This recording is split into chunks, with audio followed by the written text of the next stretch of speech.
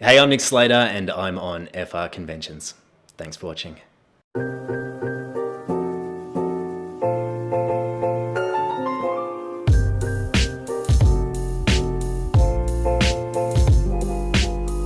Oh my, yes, I remember the audition vividly because every now and then as an actor, you get an audition that you think might be a bit beyond you, or it's just a little bit unrealistic. I guess I didn't really expect to get this role because at the time I was relatively fresh and this would have been my first overseas role.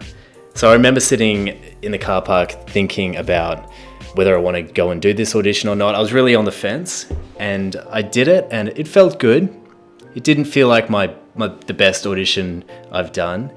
And so many times as an actor, this is what happens. You don't think you did the best job, but then you come away booking the role, and that's what happened with Rain. So my agent, a couple of weeks after I did the audition, I remember him calling me and saying that, oh, you know, this Rain thing hasn't gone away yet. This is still a possibility. And I'm like, oh yeah, sure. I've heard this all before. And then maybe a week after that, he said, well, congratulations, you've just booked Rain, and I've got someone on the line here. This is a lawyer that I think you should go with. He represents my other clients. So within the day, I booked the job. I had to sort of put together a legal team, and we started negotiating for the role and for the show. So everything happened pretty quickly. But the interesting thing, after booking the role, I think it was another 2 months before I was over in Toronto filming. So between booking and filming, there was really quite a long period of time where I could learn about the show, learn about the history of the character, and really sort of go heavy into the research. So I'm really grateful for that time. And yeah, to answer the second part of your question about the first scene in Rain, I remember that vividly as well because I've walked on set into this beautifully created castle, and my scene partner was Megan Follows, who played my mum on the show, and she could not be more generous with her time and the way that she made me feel comfortable on set and sort of coached me through that scene was very, very lovely of her, and I'll never forget that. Because it's quite intimidating walking onto that set, especially because I'd been preparing for a couple of months, and that was very helpful, but also made it a little bit overwhelming when I finally found myself on set. So for Megan to help me through that with so much grace and courtesy was really lovely.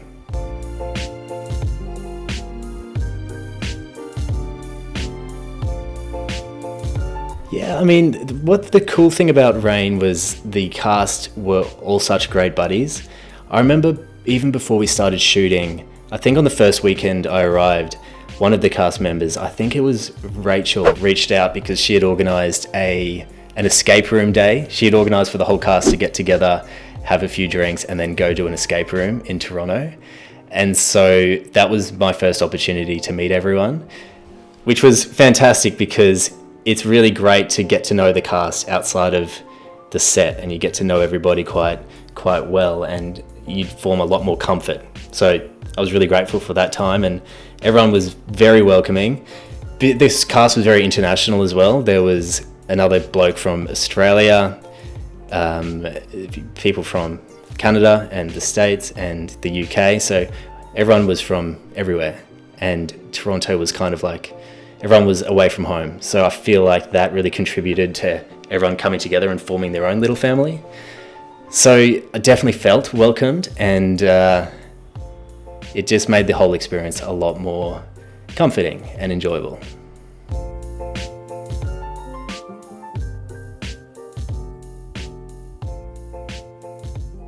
The costumes, I would say. It was just so much fun because if you're a fan of this show, you'll recognize just how much brilliance went into creating those completely unique costumes, and the costume designer did such a fantastic job in working with each actor to make sure that every costume came alive in the best way that it could.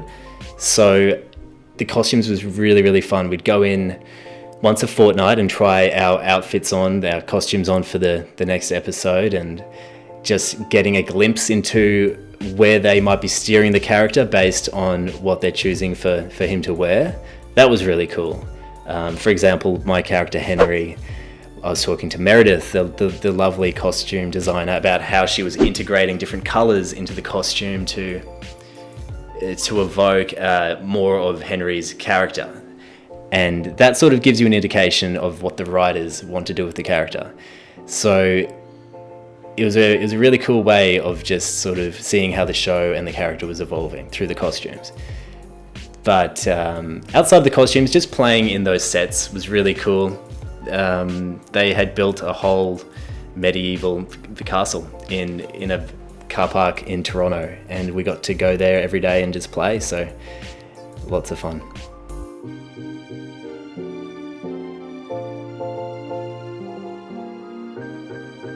Yeah, well, the great thing about it being a historical role is that there is so much reading and research you can do to prepare for the role. So I certainly read up all about the Valois family and about Henry III and everything that I could.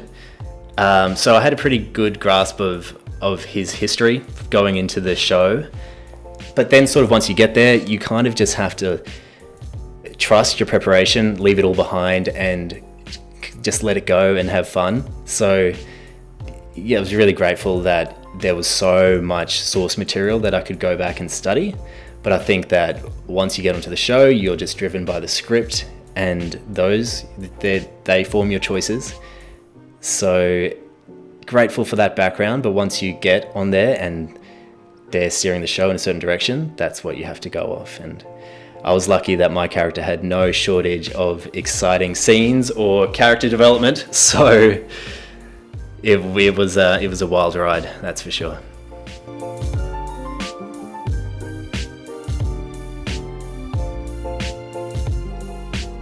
Yeah, we're all pretty close.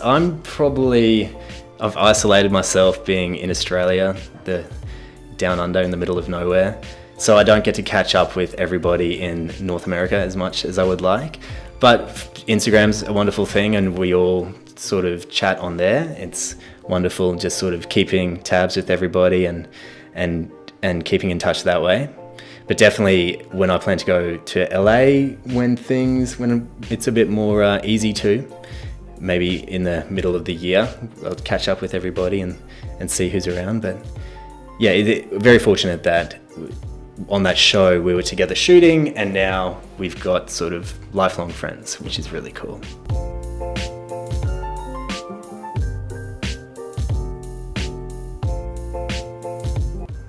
I think just working in Toronto, and the cool thing about when I was there shooting was that I arrived in springtime and left in the dead of the winter.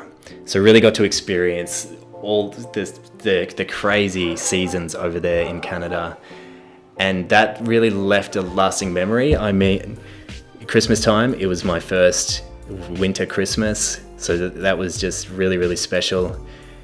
And I think just, the people, getting to know everybody and having those wonderful experiences away from home, that's what I'll miss the most. And that's not just the cast, but the crew as well. On the show, there was some extraordinarily talented people in all areas. So yeah, it was really quite a blessing to work with everyone.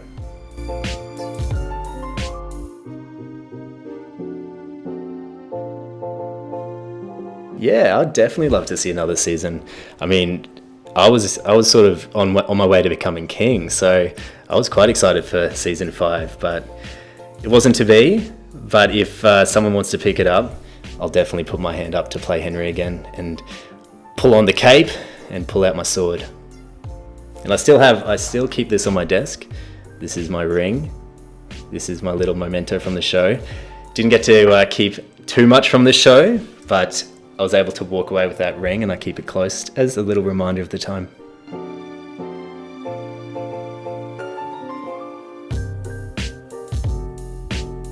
Yeah, the convention in Paris is such a wonderful experience to continue to relive the show, to meet all of the amazing fans of the show, old and new fans. I mean, that's the wonderful thing about it sort of having this life on streaming services, is that not only do you get to meet the old fans, you get to meet the new generations. There's a wonderful mother-daughter combination, a wonderful mother and daughter duo who attend the convention, and I've been able to catch up with them on a virtual convention, and it's just such a cool thing to experience a family experiencing rain, and that's what I love most about the convention, just being able to see all the fans and how much they really have been impacted by the show. But obviously it's also a great catch up with the cast, and being in Paris, which is one of my favorite cities in the world, and being over there for a couple of days, catching up with your friends, and then feeding off the energy of the audience. It's really quite a special weekend.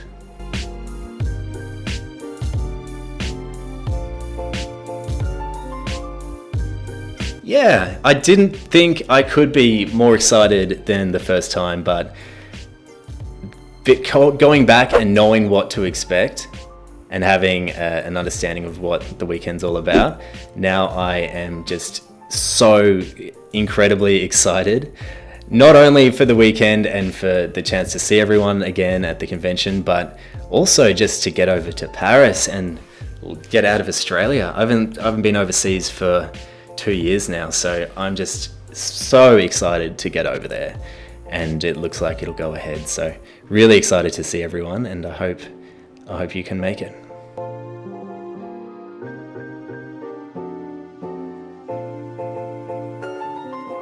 I'm just really grateful for the opportunity to continue creating my own content and being able to have a platform, whether it's YouTube, Instagram, or TikTok.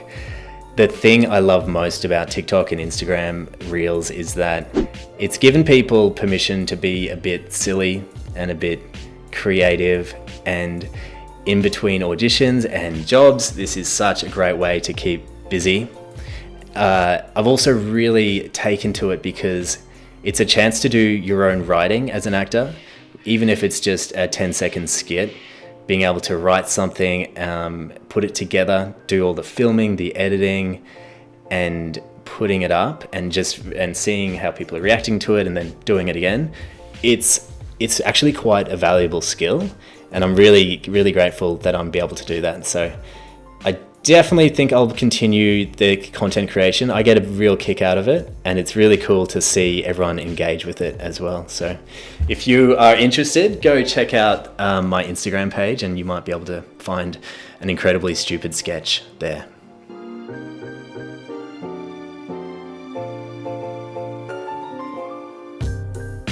I think the reason I have been drawn to mental health, and particularly things like meditation and journaling and these mindful techniques, is because I've realized how important they are as strategies to cope with anxiety and stressful situations that we face. For me, I think the first time that I was really drawn to meditation, and the first time I knew that there was something I really had to do about my mental health, was when I was living overseas in LA and facing pressures that are pretty common with actors, where you're not sure where the next job is going to be. I'm working overseas, running out of money, away from home, trying to find a visa, all these things. And I just remember thinking to myself, I can't sustain myself like this. This is causing me too much anxiety. Something needs to change. And that was really a turning point for me. And after that, I started to really dive into mindfulness techniques like meditation and ways to cope with anxiety, such as journaling. And once I really started to see the value in those things, I just have been drawn to it ever since. And I do think that it's important to create content that is helpful for people and that offers value to people. And because of my natural interest in those subjects, I feel like it's my responsibility a little bit to share how I do it, to share these techniques, especially for guys my age in Australia who aren't great at talking about anxiety and mental health. it really is one of my goals to make that conversation a little bit more normal and offer strategies for guys to learn how to deal with those challenges.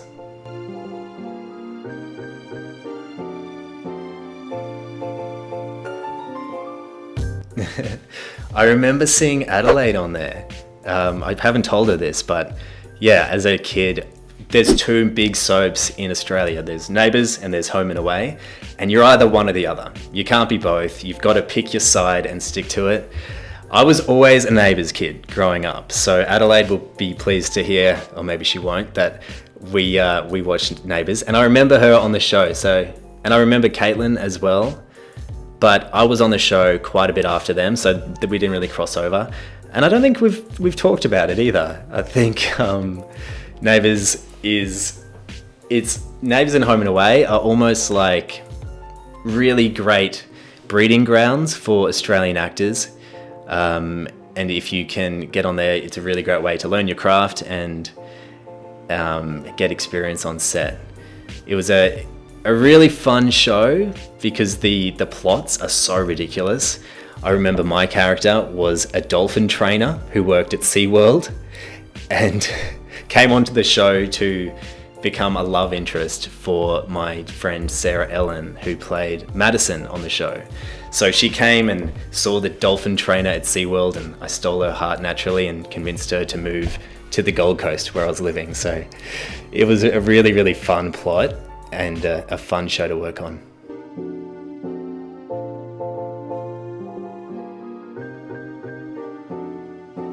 I would just say thank you so much for your support. The greatest thing about Rain is that it continues to live on through Netflix and whatever it may be, and we often get a lot of people in the DMs on Instagram sharing their support for the show, and even though I can't reply to everybody, I'm just tremendously grateful that you're continuing to watch it, and I love reading everyone's comments. So please keep watching, and maybe one day we'll get that season 5.